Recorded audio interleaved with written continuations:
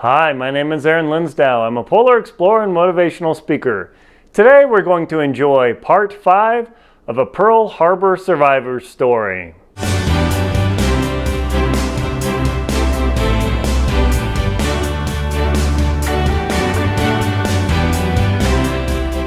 Bob Rain's story is compelling, interesting, and sadly extremely unique nowadays because there are so few Pearl Harbor veterans left from that day on December 7th, 1941.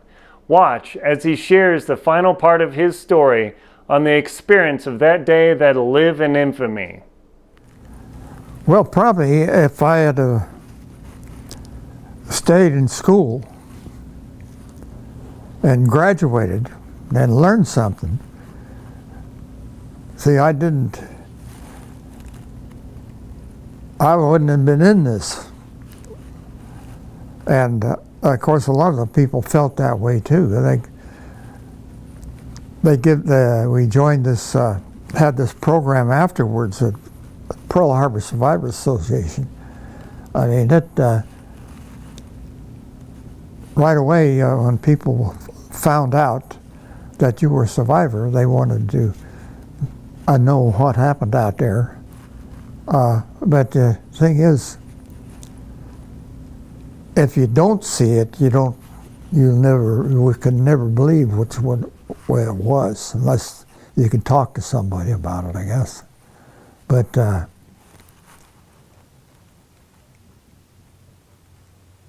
don't know. I would suggest for sure that everybody get as much education they can while they can. And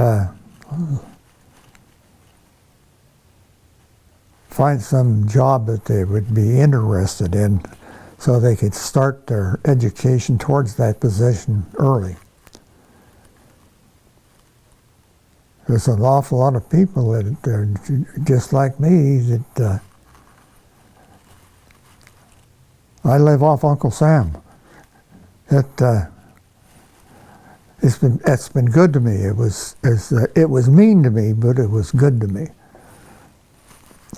I feel like I was shanghaied down there to the South Pacific when I got sent down there.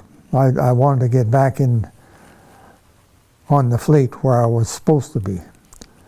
But when I left to Pennsylvania, I left there with a draft of men that was going to put the New Jersey in commission, another battleship. But while I was at the receiving station there, where they was waiting for people to get in there so we could go back on one group, they took and called me off of it and put me on this darn order.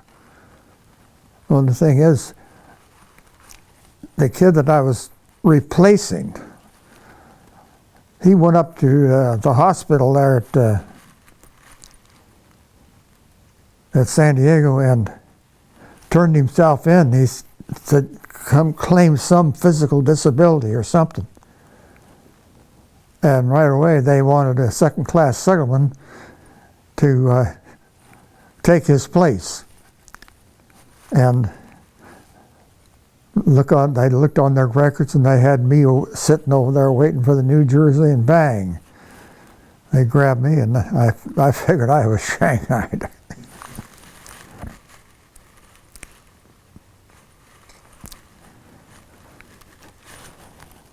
There's a lot of good things and there's a lot of bad things. But if it hadn't been for my wife, I wouldn't be where I am today. I mean, she raised our family. And I missed a lot of their young life that I could never get back. And they went ahead and did everything on themselves. I got 2 sons and a daughter. The sons went through a tour in the Navy, both of them on different ships. during the Vietnam era. My daughter, she's worked as a beauty salon till she ended up buying it half price with somebody else. But they're all great. They're all retired. Except my daughter. She's more or less retired, but she works a little. But the boys, they're both retired, living high off the hog. What are your kids' names? What are your kids' names? Ron's my oldest. He just turned 70 in June. And Ronald.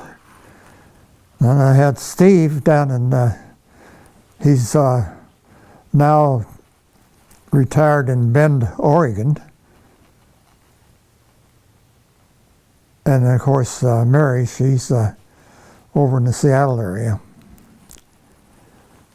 But now Steve went through, he was aircraft mechanic.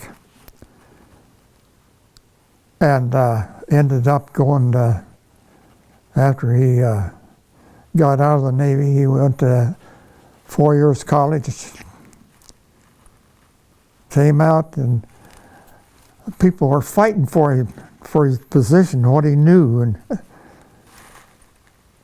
that's the way it went. He closed 3 different pulp mills that he installed machinery in and worked on for, I can't think of the name of the company, GE. But he ended up so he could buy a house without a down payment. So when you joined the military, did you ever think you'd make it this far when you're going through the war and everything? What kind of things are in your mind when that's happening? I thought about getting out of the Navy. That's after the war is over. I had already re-enlisted once. I thought, well, I've got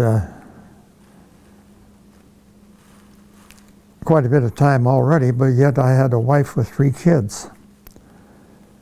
And I wasn't making all that much money. I had every place I got transferred to, I found a job and that I could do while I'm still in the Navy. I worked more or less double shift.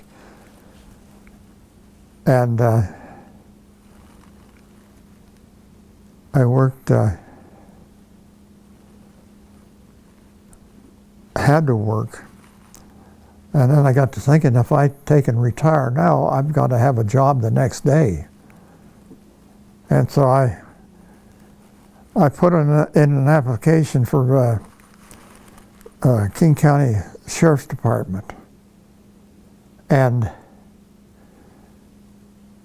they got down to in the application to the age, and they says, well, we can't hire you. You're too old for their insurance clause. And I says, well, I'm only 37. They says, that's where the price was. That's where it is. I think it's 19. I think it's 35 was over that. You couldn't unless you had some specialty already in law enforcement. So I went ahead and the only thing I could get would be a laborer for the Department of Defense. And I went ahead and put in my papers and retired And with my retirement money and the money I worked for my job, we could just barely get by. He had 3 kids in high school. So did you feel that because you didn't finish your high school diploma initially kind of made life tough later? I already did that. Yeah. I had my diploma. But anyhow, they said, we can take you on as a volunteer. I said, you can't eat with a volunteer slip. But I kept working back and forth. When something came open, I'd put in for it, and I'd get it. I went in as a guard, and then if I had an opening for labor made more money than a guard. And then I got working up in there, and bam, I come through with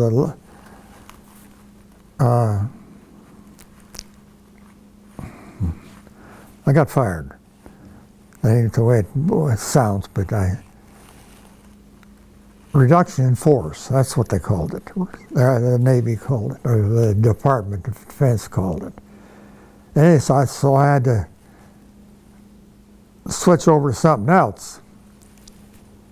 And then another test come up for something, and I passed it and made it as a scrap metal sorter. And another raise in pay. Pretty soon, bam, another reduction in force. Out I went. I was low in that department. So this time I started working for the Navy Exchange. And this is laborer. And then the job opening came back on the guard force, and I took the test and got that. But the thing is, 3 different times I had left there, and I come back and I jumped a pay grade every time. The guy says, here's the guys that have been working there for 15 years, and I was making more money than they were doing the same damn thing. But I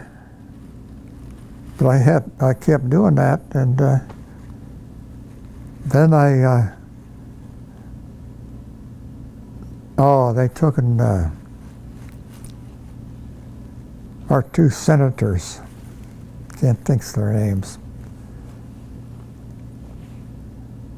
but they more or less gave away Pier 90 and 91 over there in Seattle that the Navy had. It could handle anything, a whole fleet of ships, Navy ships, battleships and everything. Could moor in there at the same time and have power.